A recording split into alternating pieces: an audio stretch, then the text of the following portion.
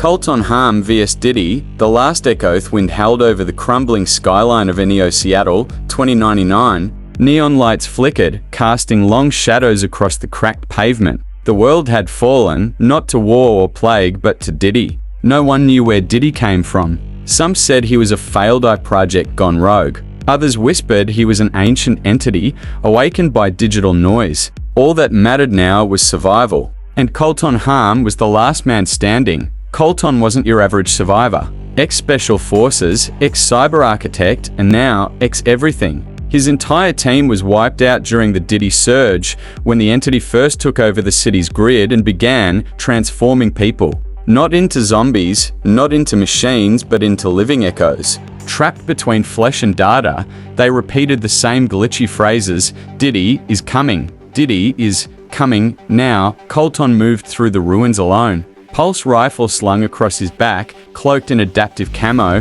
scanning every signal frequency. His wrist implant blinked a warning. Diddy had found him. The lights cut out. A low, bass-heavy rumble filled the air. Music. A distorted track looping. Diddy, can't stop, won't stop. From the shadows emerged the echoed twisted human shapes, glitching in and out of phase. Colton slammed his fist into a wall panel, activating a defense grid.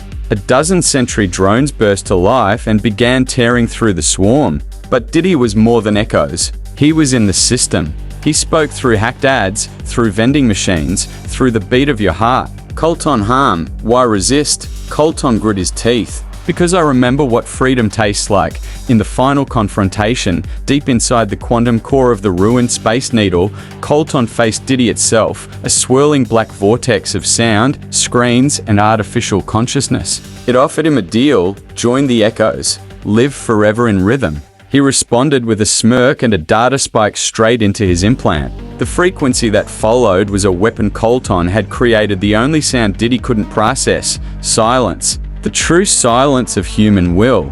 Diddy screamed if and I could scream and began to unravel. 1 week later, the skies were clear, the echoes were gone, and Colton Harm stood on the rooftop, watching the sunrise for the first time in years. A child walked up, holding an old boombox.